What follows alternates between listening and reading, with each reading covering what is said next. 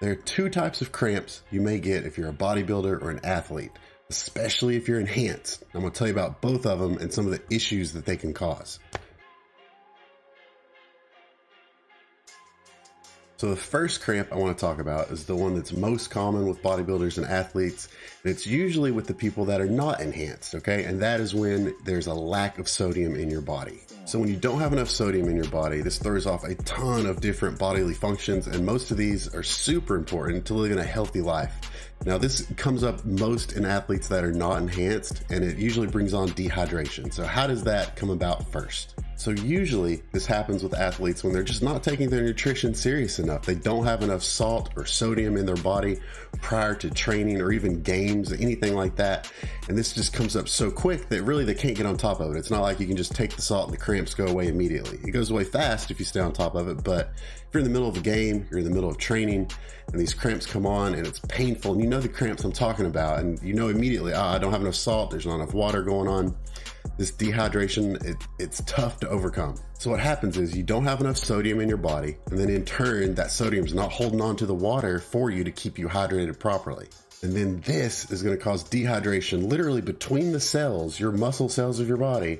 And then these cells are going to start getting closer and closer and just tighten up inadvertently because they're squeezing on nerves around the muscles. So as you can imagine, when they cramp up like that, this is where that pain comes from. This is the pain that everyone knows about if you're an athlete and you realize, hey, I've got some cramps that I'm just dehydrated right now. Now, one of the reasons, like I said, is from athletes not taking their nutrition serious enough. And the other reason is because for whatever reason on the internet, people like to scaremonger you into thinking that salt is bad. Salt is not bad unless your doctor tells you to cut back on salt. Unless you have a serious kidney disease, you should not be scared of salt. Salt is your friend, especially if you're an athlete. And if I had to make a guess, I would say most athletes are not getting enough salt. There's plenty of studies that show that people are on the borderline of not enough salt, and you add it in, it makes a huge difference in performance. And all the bodybuilders listening to this know how important salt is pre-workout. When you go in and you're getting a pump or whatever, salt is super important. Now, with that being said, most people aren't going to go to the doctor if they have blood pressure issues. And sometimes when they have blood pressure issues, they're going to start blaming it on the salt because that's what the internet tells them.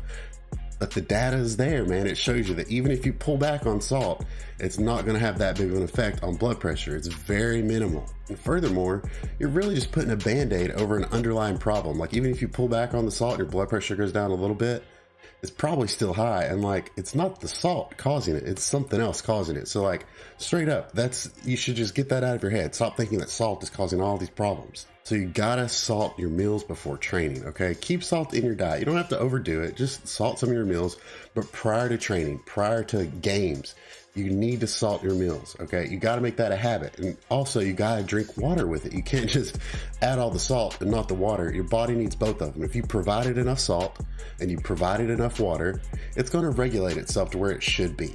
All right, now the next type of cramp is pretty much specifically for people that are enhanced, because otherwise it's probably not gonna happen.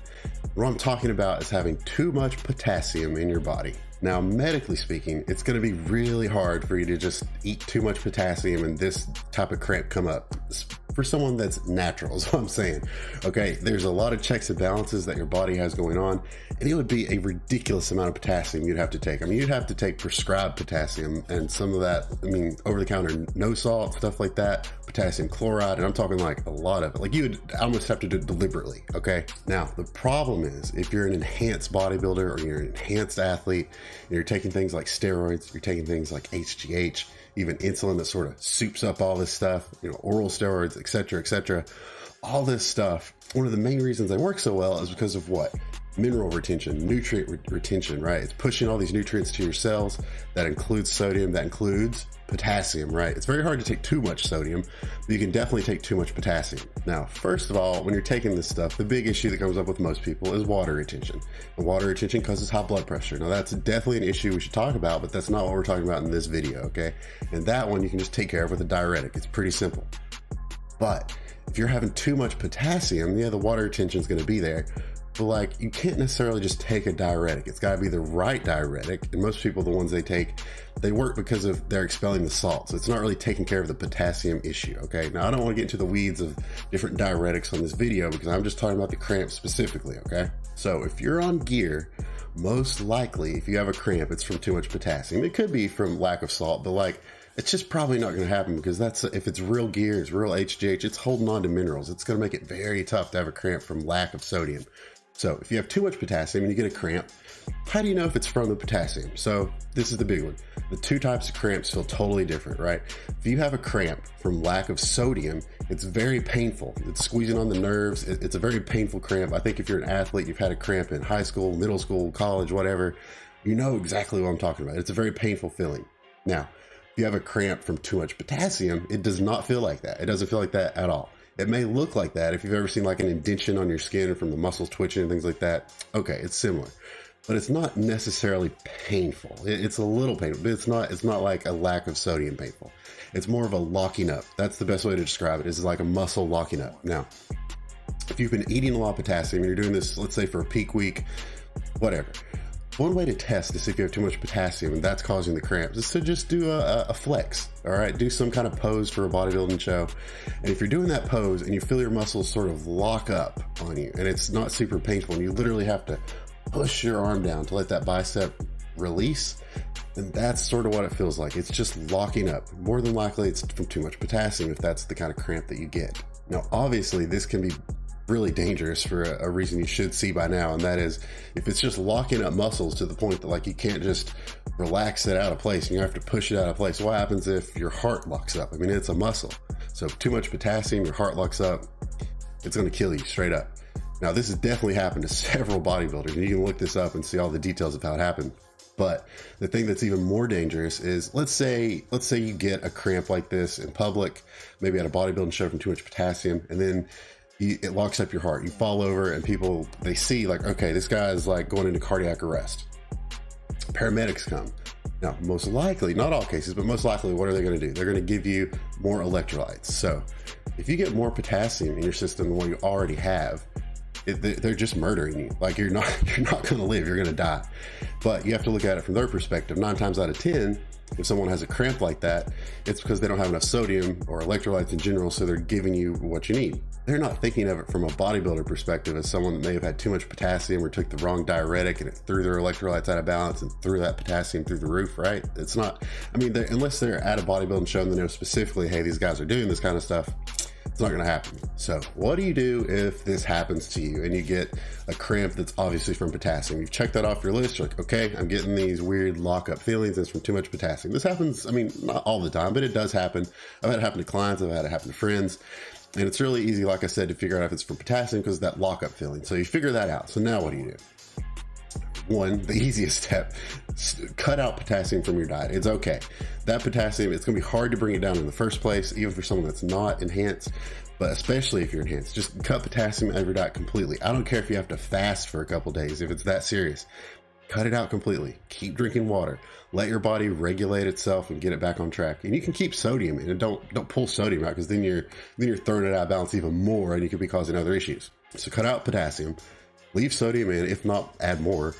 Drink a lot of water. Drink your water. Keep it in. Fast if you have to, okay? Now, the other thing you can do, and this is, I'm not going to get into, like I said, I'm not getting into the weeds of diuretics, but there's diuretics that help you lose water by getting rid of potassium, essentially. If you want to go down that road, if you're at a show and you're prepping for the show, I would hope to God your coach is smart enough to know to let you have that on hand, especially if you're in a position where your potassium might go high. Because a lot of times coaches do that on purpose and they have those diuretics on hand, but that needs to be said. Now, the other thing I would suggest you do is, well, probably not drop all steroids. That's probably not going to fix it. But if you're on GH, if you're on insulin, something like that, even oral steroids, I would drop those completely. So along with dropping potassium, I would drop the GH and insulin for sure, because chances are it's probably the GH and insulin that's causing that potassium, not necessarily the insulin directly, but the GH itself. All right, so at this point, you've cut out the potassium. You've cut out the drug that's probably causing the retention of the potassium. So those two things are good. Now you're basically being patient. So while you're being patient and letting your body regulate this out, now that's considering you don't take a diuretic. Because if you take the right diuretic, your problem's fixed immediately. But that's dangerous, so don't do that. The other thing you can take is taurine. If you take L-taurine, it relaxes your muscles and makes sure they don't lock up. So don't be doing anything crazy and taking the taurine thinking you're going to go train like a beast. and the taurine is going to help, you know, cover this up like a band-aid. Just take it, and that's going to help you chill out and relax for a couple days while you're fasting or not fasting, letting the potassium, all this stuff regulate itself. Just take it. It'll make sure that nothing crazy happens, and you can take a gram of it if you want. That's more than enough. It'll work. So at this point, you've done everything you need to. You've cut the potassium, you've cut the GH, and you're taking taurine, and you haven't done anything dangerous like take a diuretic that may or may not be correct. At this point, just be patient. There is no rush. Just chill, relax. Don't be a bodybuilder for 24 hours to 48 hours. You will be fine. All right, so if you guys like videos like this, or if this helped you out, let me know in the comments, okay? This is one of those things that happens more often than you think with clients, friends, people that I see, and they don't know that it's happening until it's like too late. They get those weird lockups, and it's like, whoa, what is this? So if this helped you out, let me know. Thanks.